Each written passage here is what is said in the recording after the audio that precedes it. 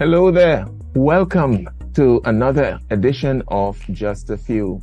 My name is Patrick Antwine, your host on this platform, which allows me the opportunity to provide biblical responses to questions from people just like you. If you have a question and you'd like for me to attempt a response to that question, if I can, I will do so once you submit the question to me via email. I'll leave the email address on the screen and I'll try to respond as soon as I can. Today's question comes from the book of Genesis. And so I'll get straight into the question. The question is, who were the mighty men of Genesis 6? And in particular, we'll see it's Genesis 6, verse 4. So before I read the passage in its context, let me make a statement here. This passage has, for a long time, been one of those which there are disagreements about by the best of scholars, Jewish scholars, Christian scholars. So I'm not here pretending that I will come and somehow present the ultimate solution to what has been debated on for centuries. I am just going to give a perspective in response to the question, knowing full well that there are differences of opinions regarding the identity of these beings. So let me read the passage. Genesis 6, I'll read from verse 1 to 4. Now it came to pass when men began to multiply on the face of the earth, and daughters were born to them, that the sons of God saw the daughters of men, that they were beautiful, and they took wives for themselves of all whom they chose. And the Lord said, My spirit shall not strive with man forever, for he is indeed flesh. Yet his days shall be 120 years. Here's now our key verse.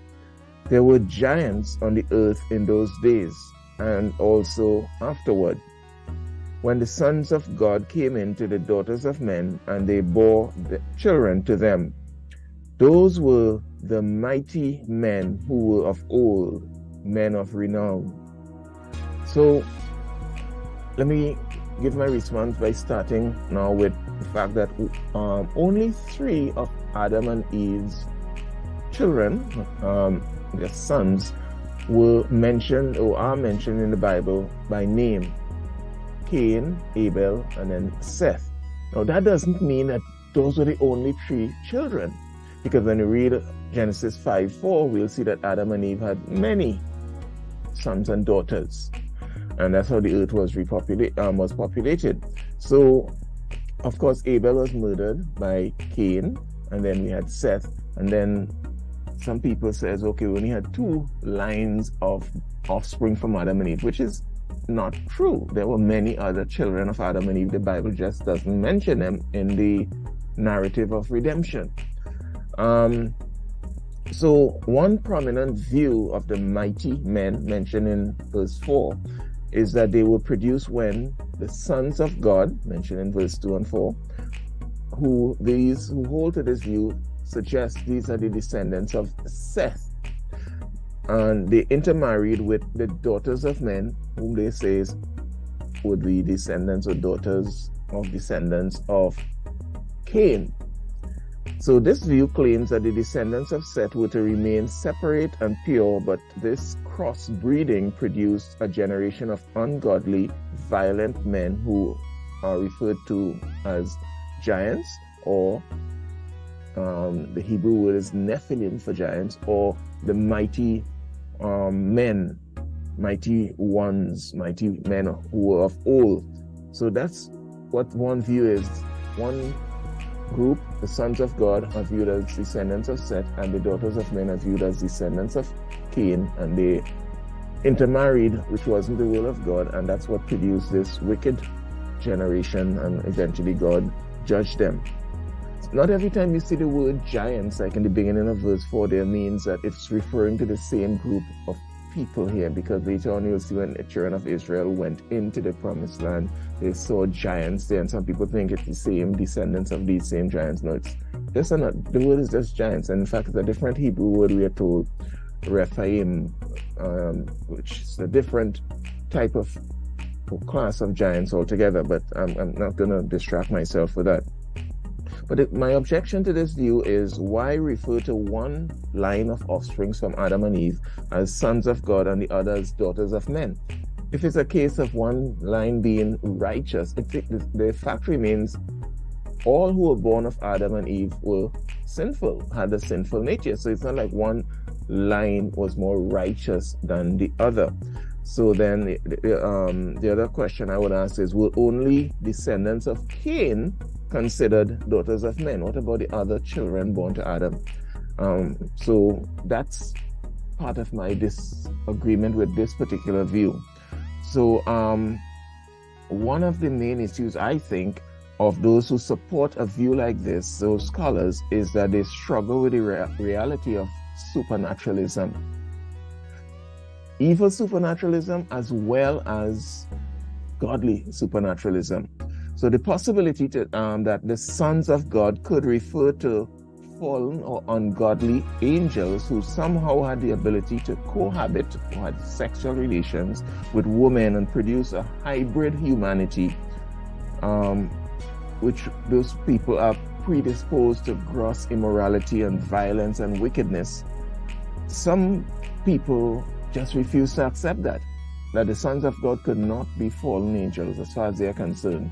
They say they prefer to hold on, for instance, a verse in Matthew chapter 22, verse 30, where Jesus makes this statement, where Jesus talks about the angels of God in heaven neither marry nor are given in marriage. So they assume that no angel, no type of spiritual beings could do that, because Jesus said the angels in heaven, the angels of God in heaven, do not get married. Jesus was referring there to holy angels, the angels of God in heaven. Those who hold to the view that the sons of God could be referring to fallen angels suggest that these beings are the ones that we are speaking about who cohabited with human beings and produced the mighty men, not holy angels. And so angels of all classes, it seems, including Satan, they are referred to in Job chapters 1 and 2 as sons of God. So we do have a precedent suggesting that sons of God could refer to angels. But in the context of Genesis 6, we are not talking about holy angels. We are talking about demonic spirits, fallen angels. And so Jesus was not speaking of demons there. He was speaking of holy angels. And so his statement does not, in Matthew 22:30, does not assume or confirm that fallen angels do not have the capability to engage in acts of sexual intimacy with women or human beings of either gender.